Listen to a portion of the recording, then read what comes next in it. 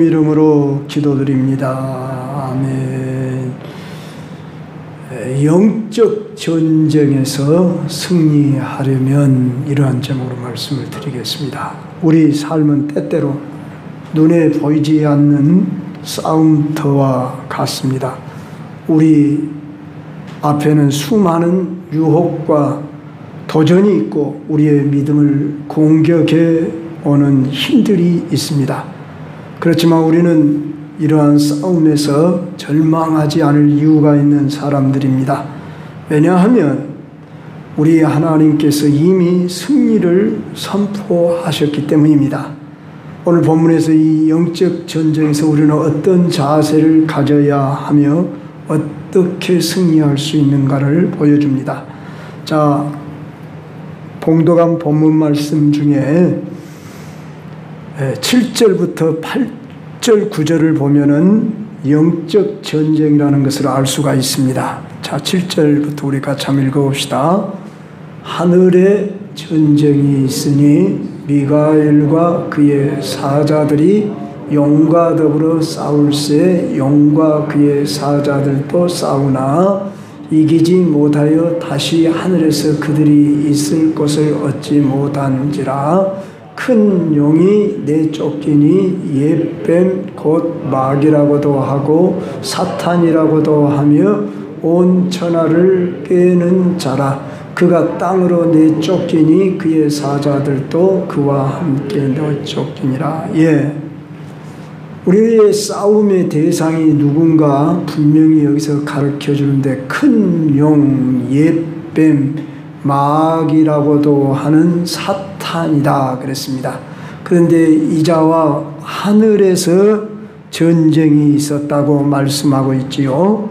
그런데 미가엘 천사장이 또 그를 따르는 천사 사자들이 용과 더불어 싸워서 그들을 이겼습니다. 그러자 그들이 쫓겨났습니다. 어디로요?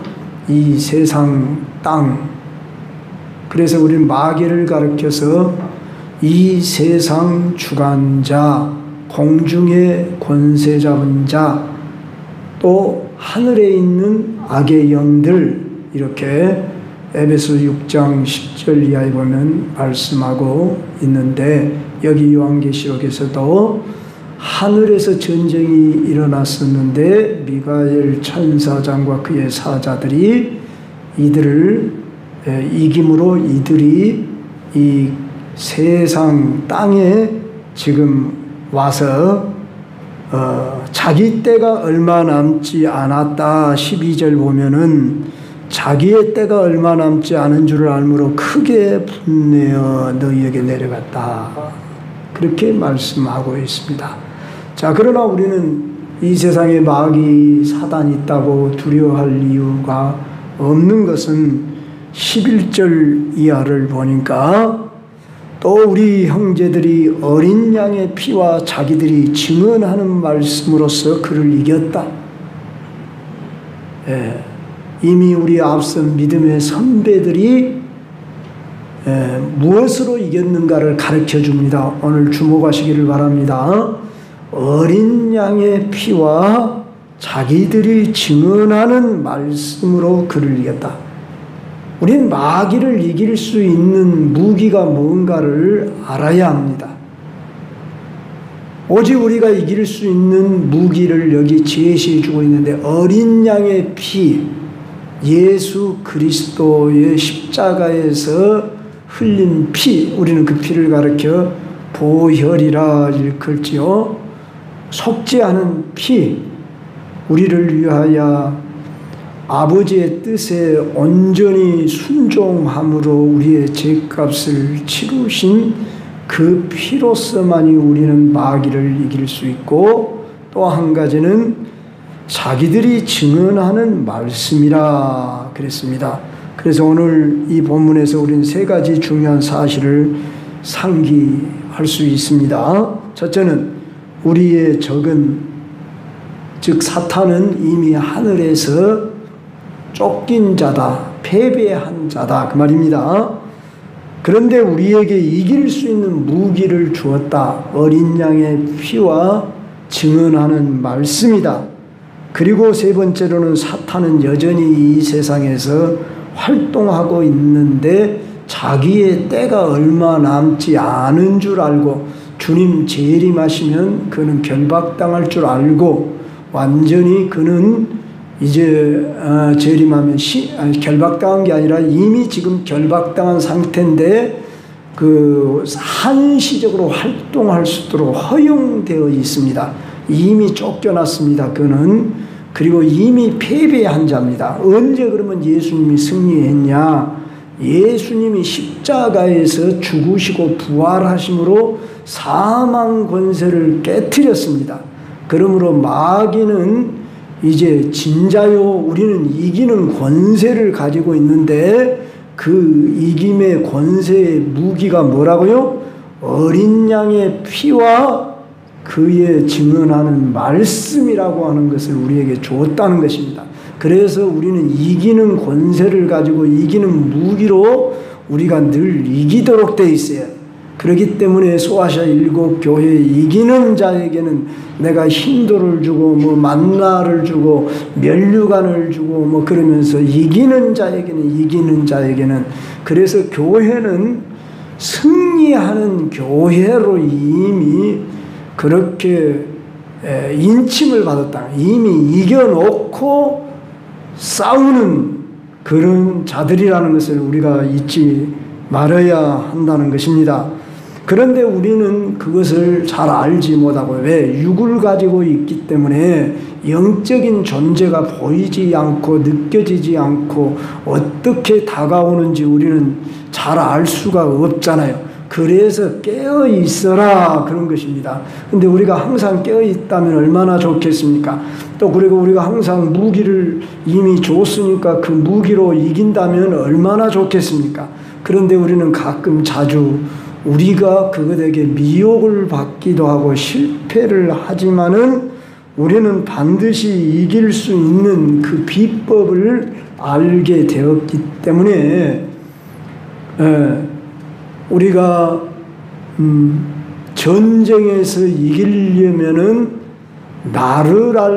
적을 알고 나를 알면 백전백승이다 이런 말이 있듯이 사실 우리가 하나님을 먼저 알고 사탄을 알아야 합니다. 어떤 분은 사탄을 연구하고 사탄론, 귀신론을 쓴 분 제가 책도 다 읽어봤지만 그 사탄에 대해서 성경에 가르친 것 이상으로 자기가 추상적으로 일명 그 귀신론이라고 하는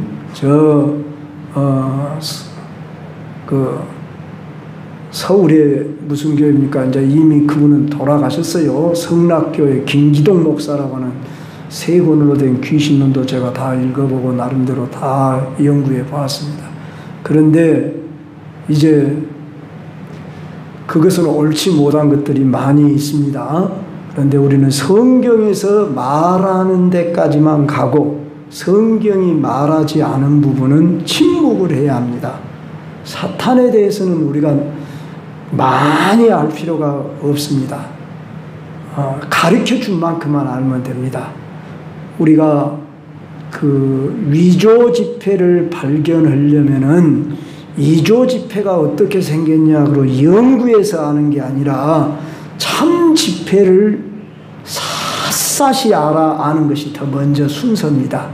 그래서 가령 우리가 5만 원권 최고 지금 많은 금액이 5만 원권이잖아요. 5만 원권의 참 지폐인가 위조 지폐인가를 알려면 위조 지폐를 갖다 연구하기보다는 참 지폐인 5만 원권에 대해서 현미경을 놔두고 정확히 살펴보고 그것과 다른 것이면 위조 지폐지요.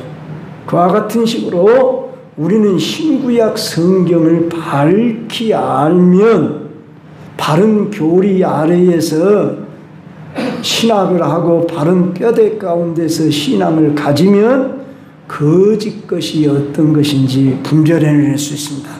그런데 이단 비판, 사이비 비판해서 연구하는 사람들이 어느 이단은 이것이고 저기 이단은 저것이고 그러면서 이단만 10가지, 100가지, 1000가지 연구한다고 해서 이단을 분별하는 것이 아니라는 것입니다.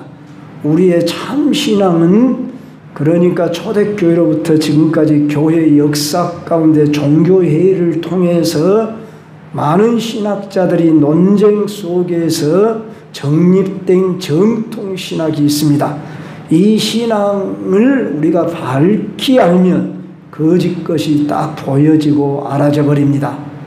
저는 신천지라는 교회는 한 번도 가지 않았지만은 신천지 사람들을 이렇게 여러 번 그 사람들을 만났고 전에 있던 교회도 심지어 찾아오고 그래서 대화를 한 번만 해보면 그들이 금방 드러나 버립니다. 그냥 무엇이 거짓이다 잘못이다 그런 것이 금방 저는 밝히 알아져 버려요. 자기들은 감추고 말하지 않아요. 그래서 당신 신천지 오셨죠? 그러면 시인을 해요. 그런데 요사이 신천지는 그러지 않는다지요. 아예 처음부터 자기들을 밝힌답니다. 떳떳하게 자기들이 떳떳한 것처럼 하면서 밝히면서 기존 교회와 같은 자기들도 부류다.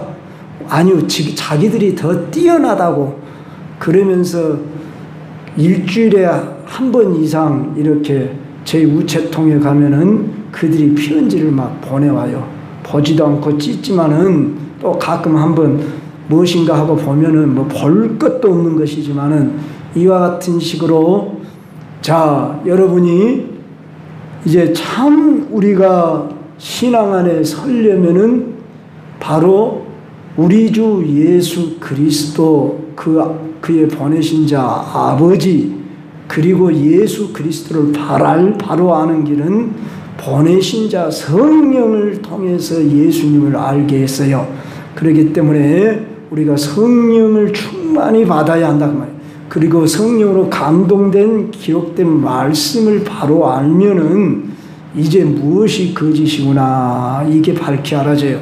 그러니까 여러분들이 주의 종의 말씀을 귀담아 듣고 얼마나 알아서 열심히 연구했겠냐 이렇게 생각하시고 여러분들을 이상한 데 방향으로 끌지 않으니까 여러분의 선지식이 있든지 고정관념이 있으면 다 내려놓으셔야 됩니다. 그리고 순전한 마음으로 일단 받으셔야 돼요. 정의심이 가면 물어보시기도 할 수 있지만 여러분들에게 결코 무슨 독약 같은 말씀을 주질 않으니까 제가 모르는 것은 솔직히 모른다 하고 그렇게 말을 합니다. 그렇기 때문에 여러분에게 어떤 선지식이 있다든지 고정관념이 있으면 싹 내려놓고 그대로 순전하게 여러분들이 아는 것 이상으로 수십 번 더 보고 더 연구하고 그래서 여러분들에게 전하는 말씀이니까 그렇게 알아줬으면 좋겠습니다. 자, 우리에게 주어진 무기가 무엇이 있다고요? 어린 양의 피. 이 피는 이제 예수 그리스도의 희생 제사로 말미암아 우리에게 흘리신 피입니다. 이걸 믿어야 한다는 것입니다. 예, 내가 마음으로 믿지요. 그런데 마음으로 믿는데 생각으로만 믿고 거기에 순종하는 믿음이 따르지 않으면 그건 온전한 믿음이 아닙니다. 그 예를 보아서는 언제 어떻게 우리가 알 수 있냐면 출애굽하기 전날 밤에 뭐 전날 밤이라 것도 몇 시간 전이라 그렇게 볼 수 있죠. 그들이 이른 새벽에 출발을 했으니까 그 전날 밤에 이제 어떤 일이 있었냐 그러면 너희는 문설주와 임방에다 1년 된 수컷 어린 양을 잡아서 그 피를 바르라. 그리고 너희는 그 집 안에 거하라 그랬습니다. 그런데 왜 그렇게 해야 돼? 그러면서 나는 그냥 안 들어가 있을래. 그런다든지 또는 정말 죽는가 안 죽는가 한번 봐야지. 그리고 의심을 품고 피를 안 바르면 어떻게 돼요? 애국 전역에 장자를 치는 재앙으로 죽음의 사자가 그 집을 지나갈 때 애굽 전역에서는 호곡이 일어났어요. 우리 집 큰아들 죽었네. 우리 집 송아지가 죽었네. 양새끼가 죽었네. 그러면서 그냥 여기저기서 통곡 소리가 났는데 이제 이스라엘 집에 문설주와 임방에다 어린 양을 잡아서 붉은 피를 바르고 그 집 안에 있을 때 죽음의 사자가 뛰어넘어갔다. 이 말이 영어로 패스오버, 유월이란 뜻입니다. 그날이 유월절입니다. 그리고 그 피는 곧 장차 오실 예수 그리스도의 피가 인류를 속죄할 것을 상징 예표하는 것으로 그 피를 보고 죽음의 사자가 뛰어넘어갔더라. 그가 무슨 죄를 졌느냐 그것이 상관없어요. 도덕적으로 윤리적으로 무슨 심지어 살인죄를 졌다 할지라도 그 집 안에 들어가 있고 그 피를 바르면 죽음의 사자가 그 집 큰아들 죽이지 않고 뛰어넘어갔다. 다른 조건이 없단 말이에요. 말씀대로 믿고 그대로 피를 바르고 그 안에 있어라 그러면 그대로 순종하면 됐더라 그 말.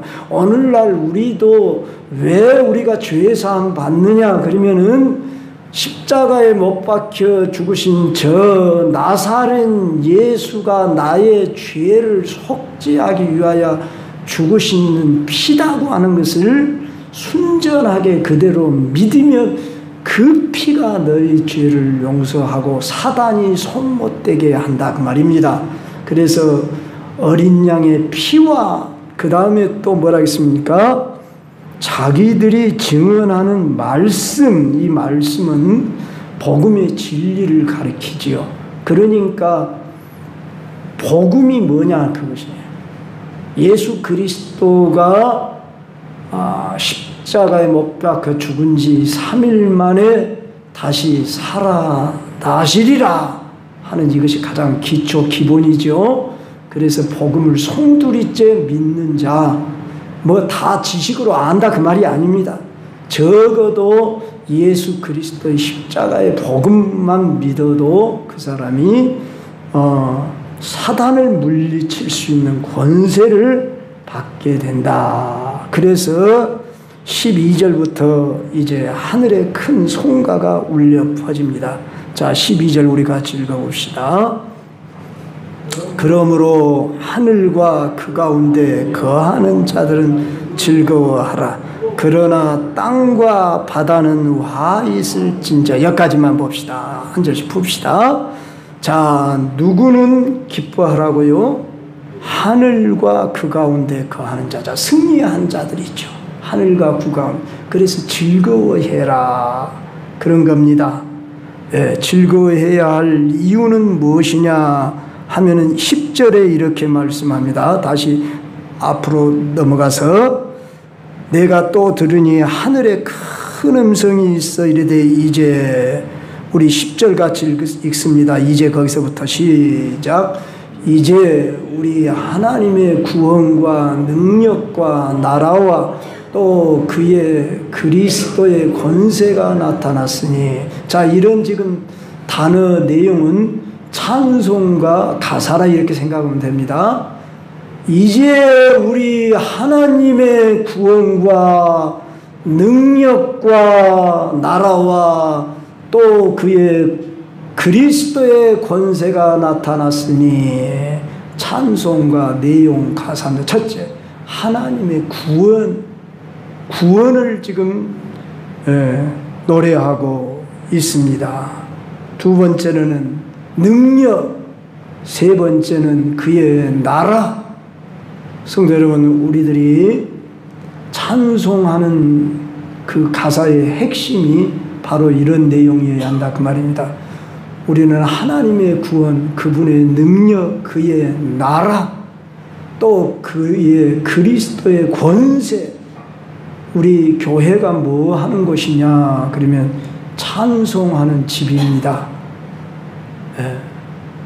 그래서 어떤 교회, 광주에 있는 저는 가보지는 않았는데 그분이 찬양 사역자더라고요. 그런데 그분의 교회 이름이 찬송하는 교회, 그렇게 이름을 지었어요. 그분은 집사였는데 집사 때부터 복음성가를 부르고 다니면서 인기를 얻었습니다. 그러더니 이제 목사 되다 보니까 찬양을 좋아하는 사람들이 아마 그 교회로 많이 몰린 것 같습니다. 얼마나 그 교회가 뭐인지는 모르겠지만, 그런데 우리 교단 내에 있다고 제가 들었습니다. 그런데 찬송하는 교회, 성도 여러분, 우리는 죽어서 하늘나라에 가서만 찬송하는 게 아닙니다. 이 땅에서는 찬송을 한 자리도 부르지 않고 찬송의 은혜를 못 입은 자가 그 나라에 가서 찬송을 부른다 그러면은 얼마나 참 그냥 깜짝 놀라겠습니까? 도대체 이게 뭔 소리다냐? 물론 하나님이 영감을 줘서 깨달음도 주겠지만, 그러나 우리가 이 땅에서 성령 모시고 사는 동안에 주를 찬송하고 기뻐하고 그분께 영광을 돌리다 그 나라에 가야 우리들이 불러지는 찬송도 더 힘있고 의미도 밝히 알지 않겠는가, 그런 생각을 해보는 것입니다. 그래서 우리가 앞에서 나와서 찬양 인도하는 분들이 수고해서 곡을 뽑고 인도할 때 여러분들이 입을 열어서 찬송하려고 힘써야 합니다. 물론 이제 몸이 워낙 피곤하고 또 연세가 드신 분은 마음은 원이로되 육신이 야가도다 하고 입에서 찬양이 잘 안 나오는 줄 압니다. 그러나 마음적으로라도 여러분들이 가사를 읽으면서 같이 동의해주고 찬양하는 그런 자세로 사셔야 되고, 여기서 연습하고 배운 것들을 또 집에 가서도 불러보고, 또 요새는 얼마나 좋은 시대입니까? 유튜브에 들어가면 내가 원하는 찬양을 마음껏 곡조만 딱 치면은 나와요. 그러면 그 곡조를 들을 수 있고 그래요. 그러니까 오늘날에는 우리가 뭐 없어서, 자료가 없어서 못 부른다 그런 건 없어요. 시간이 없고 마음이 없어서 그럴 뿐이에요. 우리가 그래서 이 땅에서 찬송의 은혜를 입어서 하나님 앞에 영광 돌리도록 이렇게 힘써야 할 것입니다. 자, 왜 이런 찬송가가 울려지냐 그러면은 큰 붉은 용과 여자와 전쟁을 이미 2번이나 치루었습니다. 여기 붉은 용은 사탄 마귀를 상징하고 여자는 교회를 가리킨다. 지난 시간에 말씀을 드렸습니다. 첫 번째는 용이 아이를 해산하려는 여인을 박해하고 그 여인이 해산하려는 아이의 출생을 방해했지만 여기 아이는 예수님이지요. 교회가 즉 예수, 여기서는 1차적으로는 구약적인 교회라 그렇게 볼 수 있지요. 구약 배경 아래에 있는 교회가 아이인 예수님을 탄생케 했습니다.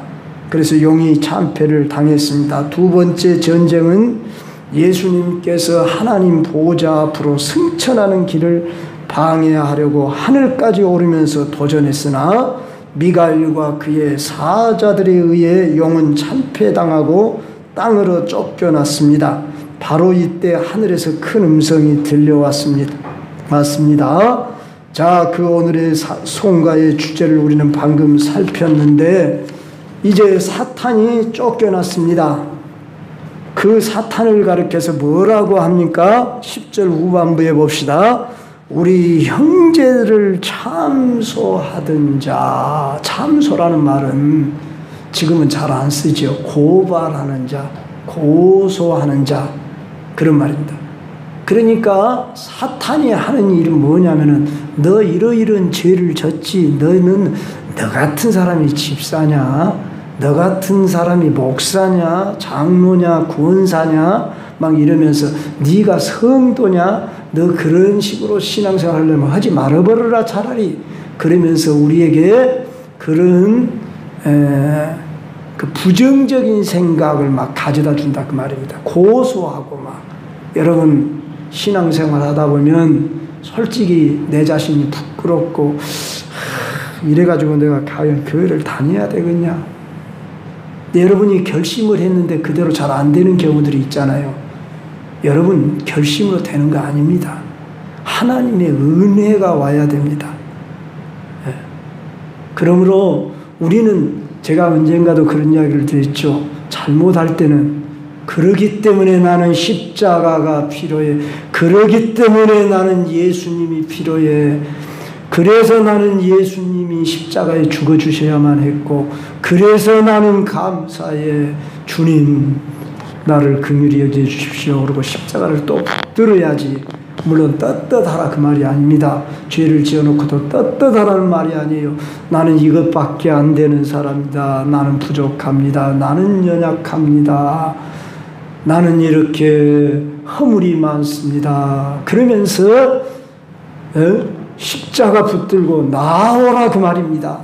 그런데 마귀는 너 봐봐, 너는 그것밖에 안 되는 사람이 네가 무슨 신자야, 네가 무슨 집사야, 잡사지, 뭔 권사야, 권사지, 뭔 네가 목사야, 먹사지, 뭐 이런 식으로 웃자고 하는 이야기입니다.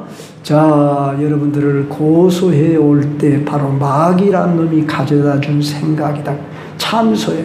심지어 하나님 앞에서도 우리를 참소하는 자, 그 예를 우리는 욥기서에 보면 알 수 있어요. 하나님, 까닭없이 욥이 하나님을 경외하는 줄 아십니까?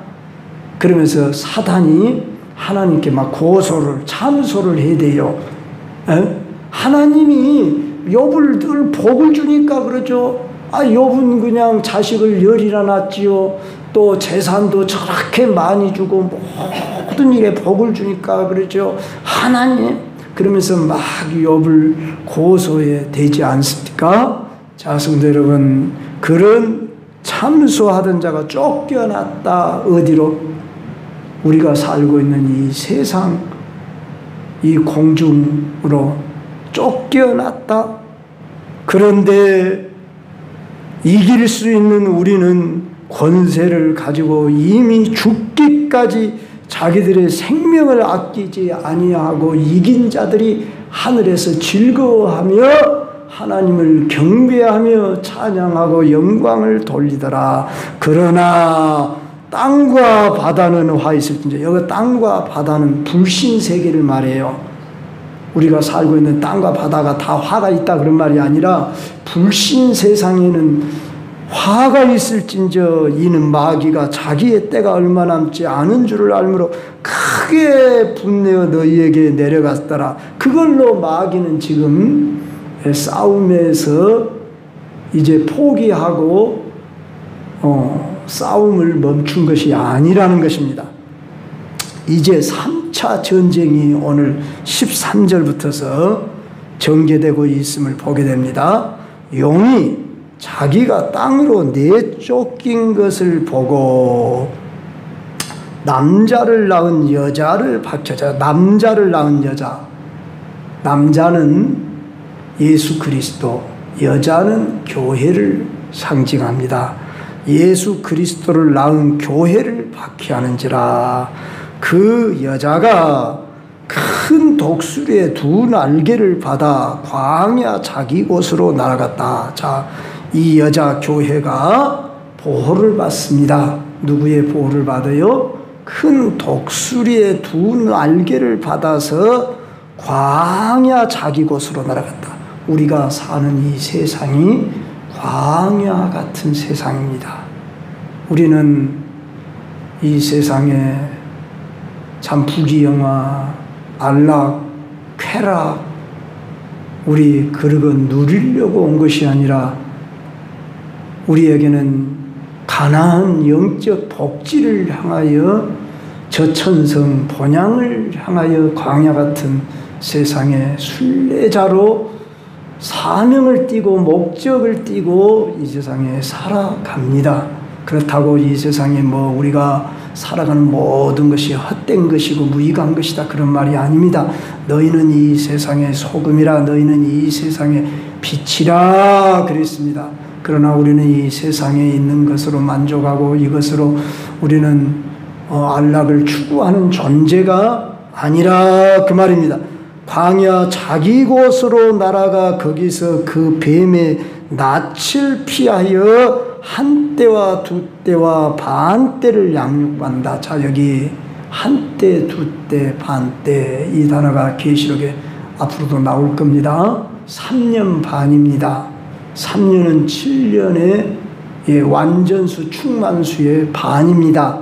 그러니까 어느 기간을 말하는데 이 3년 반을 신약 정기간이다. 또 어떤 분은 7년 대환란 중에 3년 반이다. 뭐 어쩌다 이렇게 해석들이 조금씩 다르기는 합니다만은 말 그대로 하면은 3년 반인데 양육을 받는다. 어디에서? 광야 자기 곳으로 날아가 하나님이 피난처를 주셔서 거기서 양육시켜두라. 가만히 생각해 보니까 우리 예수님이 이 땅에서 제자 삼고 양육하던 기간이 기가 막히게 3년 반입니다. 그래서 광야 백성들은 40일 동안 저 광야에서 훈련 양육을 받고 가나안 땅에 들어갔고 우리 예수님의 12 제자들은 3년 반 동안 예수님과 함께 양육을 받아서 너희는 가서 모든 족속으로 제자를 삼아 아버지와 아들과 성령의 이름으로 세례를 주고 내가 너희에게 분부한 모든 것을 가르쳐 지키게 하라. 볼자가 세상 끝날까지 너희와 항상 함께 있으리라. 이게 지상 명령이에요. 너희는 가서 모든 족속으로 제자를 삼아라. 그러면서 예수님이 3년 반 동안 제자들을 양육해서 그들을 파송했다. 그 말입니다. 그래서 저는 오늘 이 말씀을 여러분들에게 또다시 이 말씀을 적용해서 우리는 제자 훈련 양육을 받지 않으면은 마귀를 이길 수가 없다. 그 말입니다. 훈련받지 않는 제자는 제자 될 수가 없어요. 여러분, 독수리의 두 날개가 뭐냐?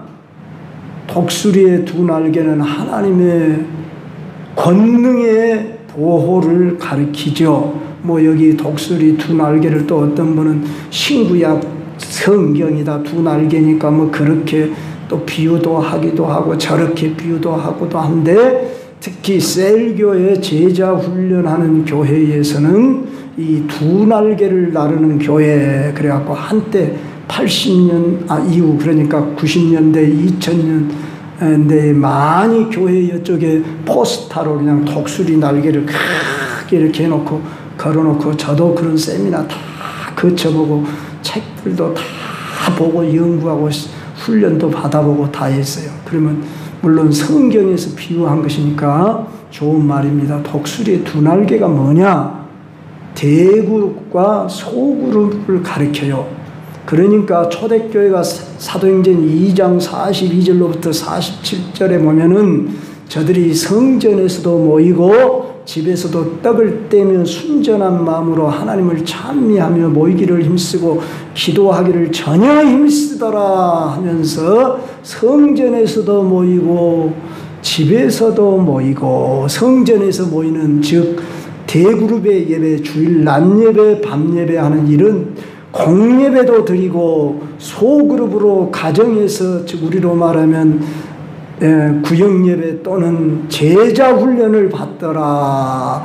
날마다 그들이 이 양날개를 갖추는 교회를 이루었더라. 그래서 건강한 교회가 어떤 교회냐? 독수리의 두 날개처럼 대그룹과 소그룹을 갖춘 교회여야 한다. 예, 맞습니다. 이것이 목회자들이라면 다 알고 있는데 오늘 성도님들은 그 말씀을 처음 듣는 분들도 있을 겁니다. 바라기는 우리 광주 경성교회가 지금까지는 대그룹에다만 주일 낮 예배, 밤 예배, 수요 밤 예배 하는 이런 공예배에다만 여러분이 주력했다고 한다면은 왜 소그룹을 해야 하느냐 하면은 바로 제자로 훈련받고 양육되기 위해서 해야 한다고 말합니다.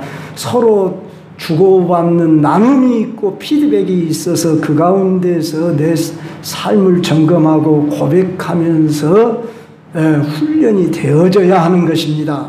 자, 군대에 가면은 사병교육이 있고 하사관교육이 있고 장교교육이 있습니다. 그러면은 사병교육과 장교육은 엄밀히 다릅니다. 그래서 장교 교육을 받으신 분들은 이제 사변들을 통솔할 수가 있습니다. 요사이 뭐 공수부대 훈련이다, 뭐 또는 뭐 해병대 훈련이다, 뭐 이런 훈련을 받은 사람들 이야기가 나오죠. 그들의 훈련의 강도가 높은 만큼 그들은 그만한 이제 군사로서의 자기 역할을 잘 감당합니다. 바로 오늘 우리 광주 경성교회에 이제 제자 훈련의 이 두 날개 중에 또 한 날개를 세우려고 하는 것이 이 종에게 주신 사명이라고 했으니, 여러분들이 이제 제자 훈련을 받는다 그러면은 입학을 하면 무슨 과목을 배웁니까? 궁금할 텐데 핵심을 말하자면 겸손과 순종의 과목입니다. 자, 제자란 뜻이 뭐냐? 그러면은 배우는 자, 그런 뜻입니다. 제자라는 말은 배워야 돼. 배워 닮아가야 돼. 우린 누구가 스승입니까? 여기는 배목사가 스승이 아니고 예수님이 스승이시고 가르치는 자가 성령님이십니다. 저는 통로일 뿐입니다.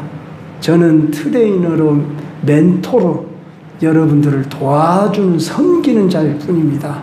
그래서 여러분들이 예수님을 최고의 스승으로 모시고 성령이 여러분을 도와서 하도록 제가 어떻게 말하면 내비게이션처럼 그 역할을 하면서 섬기려고 하니까, 여러분들이 힘들다 어렵다 하지 마시고 자그마치 8개월만 여러분이 좀 최우선순위로 떼놓으면 여러분 일생에 가장 좋은 작품을 만들어드리고 황홀한 정말로 신앙생활을 하는 것이 이런 거구나 하는 것을 누리게 하려고 제가 여러분들에게 하는 것이지, 내가 무엇을 위해서 여러분들에게 이 제자 훈련을 이렇게 강조하겠습니까? 제가 처음 와서부터 계속 했지만 이제 실행에 옮기는 것은 더 이상 이제 물러설 수 없고 이제 할 수 있는 기회가 이때밖에 없다. 그러고 제가 나아가는 것이니까 순종하는 마음으로 다 나오기만 하시고 참석만 하시면 여러분들이 물론 힘들겠죠. 평소 신앙생활 내가 알아서 내가 해왔지만은 여러분 그렇게 10년, 20년 평생 해도 내가 믿는 수준에 거기에 머무를 뿐입니다. 그래서 저는 요사이 여러분의 신앙을 업그레이드 해드리겠다 그 말이에요. 여러분을 최고 최상의 훈련자들로 세워드리겠다 그 말입니다. 저의 입맛에 맞게 하겠다는 것이 아닙니다. 여러분들이 어떻게 훈련한가를 참석해 보면 압니다. 성령님이 여러분의 스승 되셔서 여러분을 진리 가운데로 인도하고 여러분들의 예전보다 훨씬 하나님의 나와 함께 하심을 실감나게 하고 느껴지고 깨달아지고 발견되어지고 정말 변화된 삶을 살 수 있는 길로 여기 있는 목사가 최선을 다하겠다고 이렇게 여러분들 앞에 호소하며 말씀하니까, 여러분 사심이나 여러분들의 어떤 시간이나 모든 것 다 올스톱 해놓고 여기에 여러분 초점 맞추고, 나는 여러분들에게 시간을 맞추려고 제가 화요일 날 오후 8시, 토요일 날 10시라고 했지만 그 시간이 도저히 안 되겠습니다.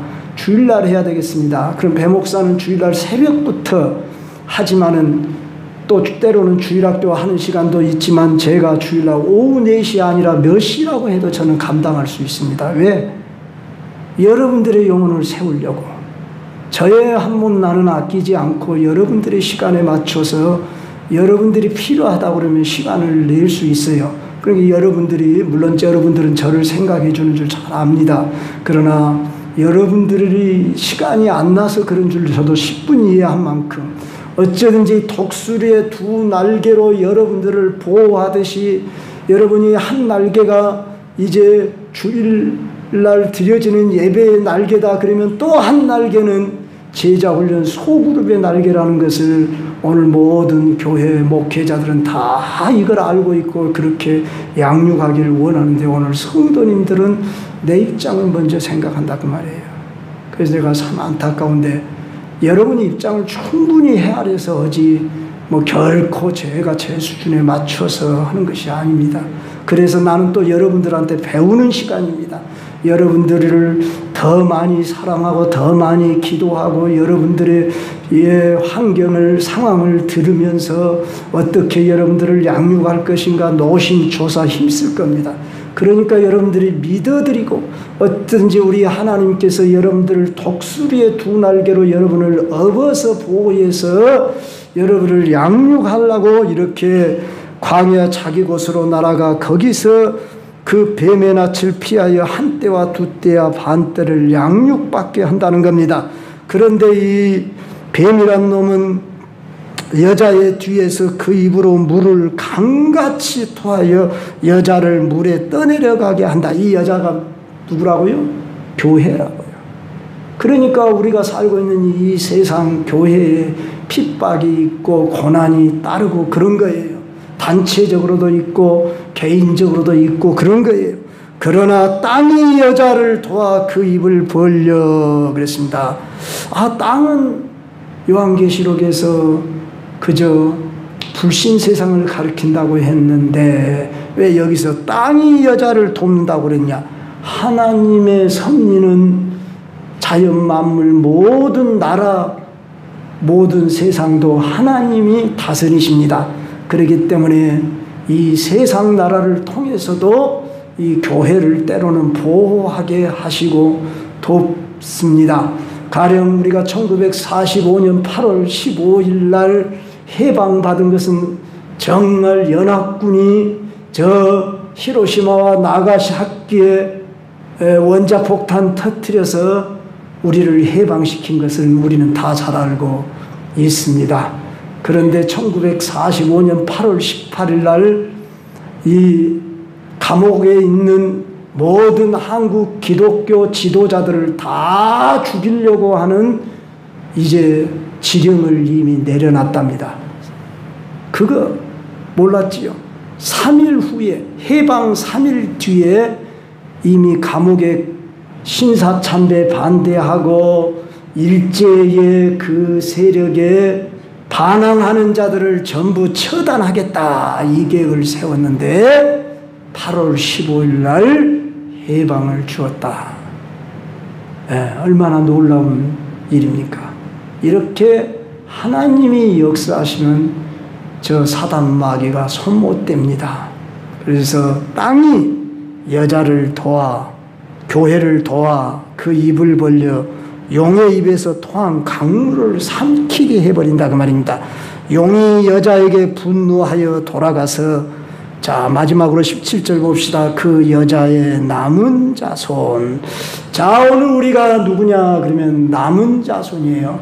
구약 시대에 남은 자, 이 남은 자는 은혜 입은 자를 말하는 것입니다.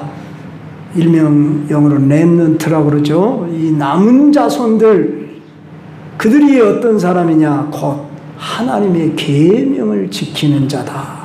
그럼 우리가 모든 계명을 다 지킨다 그런 의미라기보다는 자 계명이 뭐냐? 율법 학자가 와가지고 예수님께 율법의 가장 큰 계명이 무엇입니까? 그렇게 물었지요. 그러니까 예수님이 첫째는 네가 마음을 다하고 뜻을 다하고 목숨을 다하여 주 너의 하나님을 사랑하라. 둘째도 그와 같으니 내 이웃을 내 몸과 같이 사랑하라. 계명은 하나님 사랑, 이웃 사랑이에요. 그래서 계명, 사랑을 지키며 하나님을 사랑하는 그 사랑을 지키며 이웃을 사랑하는 그 사랑하는 일을 하며 예수의 증거를 가진 자, 여기 예수의 증거를 가졌다. 확신을 가지고 믿음을 지킨 자. 여러분, 예수의 증거, 예수님이 나를 위하여 십자가에 못 박혀 죽으신다. 나를 사랑하신다. 나는 어떤 일이 있어도 예수님 떠나서는 살 수 없다. 이 증거를 가진 자, 이 믿음을 지킬 수 있는 자, 어떤 고난, 시련, 환난이 와도 나는 예수님 떠날 수 없어. 그런 체험을 가진 자, 이 자들이 남은 자손이다 그 말이에요. 성도 여러분, 바로 우리는 오늘 이 시대의 남은 자손입니다. 교회의 남은 자들입니다. 그들과 더불어 싸우려고 바다 모래 위에 서 있더라. 바다는 세상 열국을 가리킨다는 거예요. 이 계시록에서는. 그런데 세상 이 나라에 오늘 모래 위에 성도들의 숫자가 모래와 같이 그렇게 많이 흩어져 있지 않습니까? 셀 수 없는 많은 무리들 위에 누가 서 있다고요? 용이 서 있다고요. 우리 힘내십시다. 나만 홀로 있는 게 아니에요. 비록 사단이 지금 바다 모래 위에 서 있을지라도 하나도 염려할 거 없어요. 왜요? 우리는 이미 저 하늘에서 미가엘 천사장이 사단 용을 이겼고 쫓아내었고 또 우리들에게 이길 수 있는 무기를 주었다고 했죠. 뭐라고요? 어린 양의 피와 증언하는 말씀을 주었다. 할렐루야. 그래서 사랑하는 성도 여러분이여, 우리 마귀의 공격으로부터 때로는 위협을 받고 우리는 질병의 위험, 또한 사고의 위험, 인간관계의 어떤 얽힘 설킴, 내 마음속에 아직도 빠져나가지 않은 죄악된 생각, 정욕들, 여러 의심들, 여러분들에게 다가오는 시험이 무엇입니까? 여러분의 약점이 무엇입니까? 여러분, 예수 그리스도의 어린 양의 피를 우리는 의지하고, 시간이 있으면 제가 그 찬송 부르려고 했는데 시간이 없는 거 넘어가겠습니다. 나의 죄를 씻기는 예수의 피밖에 없네 하는 찬송가를 비롯해서 그 다음에 죄에서 자유를 얻으려면 보혈의 능력 하는 이런 예수 피의 노래를 여러분들이 자주 부르면서 피의 권세를 힘입어 예수 그리스도의 피를 나는 믿는다.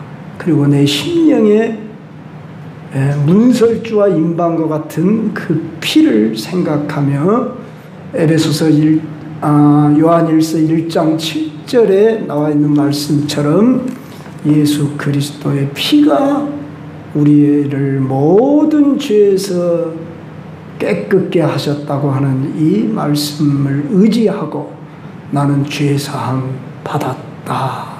확신 속에서 여러분 성령의 기록된 말씀 무장해서 악한 영을 물리치시고 이기고 또 이기더라 하는 삶을 살아요. 물론 우리는 질 때도 있어요. 질 때 십자가 다시 붙들고 일어서야 되지. 여러분이 좌절감에 빠지고 낙심에 빠지지 마시고, 그러기 때문에 나는 주님이 필요합니다. 그러기 때문에 나는 십자가의 은혜가 필요한 사람입니다. 그러면서 또 십자가 붙들고 주 앞으로 나아오시고 승리하시길 주의 이름으로 축원합니다.